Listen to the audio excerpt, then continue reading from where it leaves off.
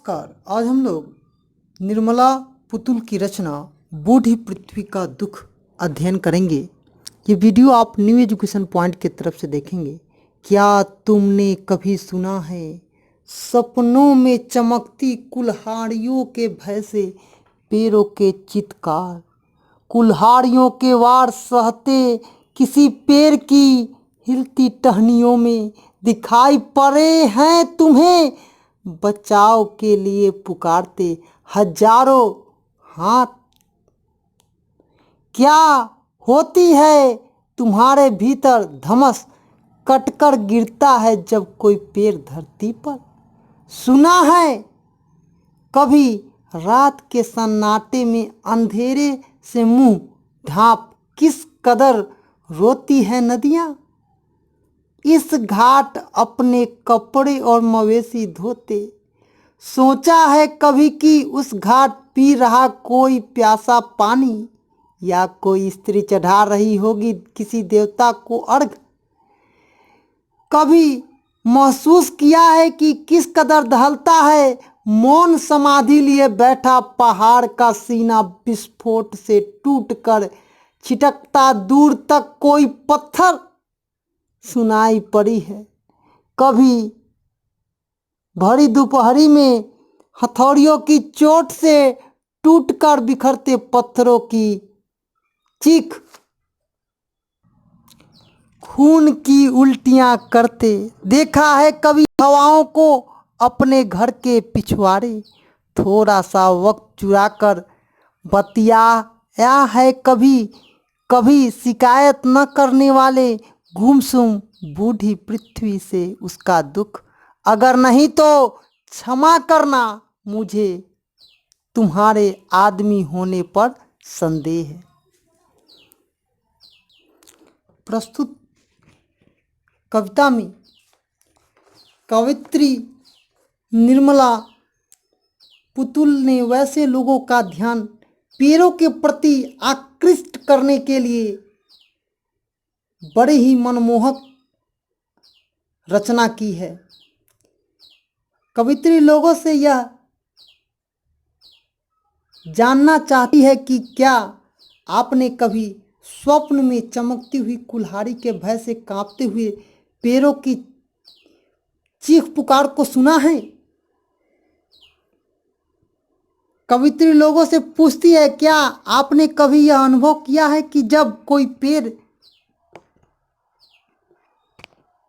काट रहा होता है उस समय कुल्हाड़ी के प्रहार से आहत हजारों हजार टहनियों को बचाओ बचाओ की पुकार लगाते हुए सुना है। इतना ही नहीं, जब कोई पेड़ कटने के बाद धराशायी होता है उस समय तुमने अपने अंदर कभी थकान महसूस किया है। कवयित्री का कहना है कि आज धरती कराह रही है क्योंकि उसकी शोभा पेड़ से विनाश करने पर लोग तुले हुए हैं। पेड़ जबकि समस्त प्राणियों को प्राण वायु प्रदान करती है, उस जीवनदायिनी पेड़ को अपनी स्वार्थ पूर्ति के लिए लोग निर्ममतापूर्वक काट रहे हैं। धरती मानव के इस निर्मल व्यवहार से आहत है। उसे लगता है कि मानव अपने विनाश का मार्ग स्वयं बना रहा है क्योंकि पेड़ों के बिना जीवन सुरक्षित नहीं है। मानव की इस क्रूरता का व्यवहार धरती अपनी दुख कहती है।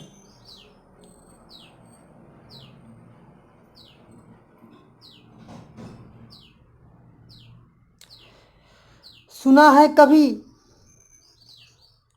देवता को अर्घ देते, तो कवयित्री कहता है कि जिस तरह जल का पान कर जीव अपनी प्यास बुझाते हैं, कपड़े धोते हैं, मवेशियों को नहवाते हैं, सारे जीवित प्राणियों का जीव जल ही है, देवताओं को उसी जल से अर्घ भी दिया जाता है। उस अमृत जैसी जल को लोग कूड़े कचरे शहर की गंदी अपशिष्ट पदार्थ उसमें धरते हैं और वो गंदा होता है। मूर्खतावश लोग उसी जल को गंदे पानी को डालकर दूषित कर देते हैं और वह गंदा हो जाता है। मानव अपने आचरण में बदलाव नहीं लाया तो सृष्टि का विनाश निश्चित है। तब धरती जीव विहीन हो जाएगा। अतः धरती के दुख का कारण नदियों के जल का दूषित भी होना है। कभी महसूस किया है बिखरे पत्थरों की चित्कार? कवित्री पूछना चाहती है, जब पहाड़ टूटता है उस भयावह स्थिति को, जब हथौड़ी से पत्थर को तोड़ा जाता है, तो मानव की जो निर्दयपनता है वह चित्कार कर बोलता है। तात्पर्य है कि मानव का हृदय पत्थर से भी कठोर है। खून की उल्टियां करते हुए आदमी होने पर संदेह। कवित्री कहती है इस अंश में कि हमने सब चीज को क्या किया है, दूषित कर दिया है।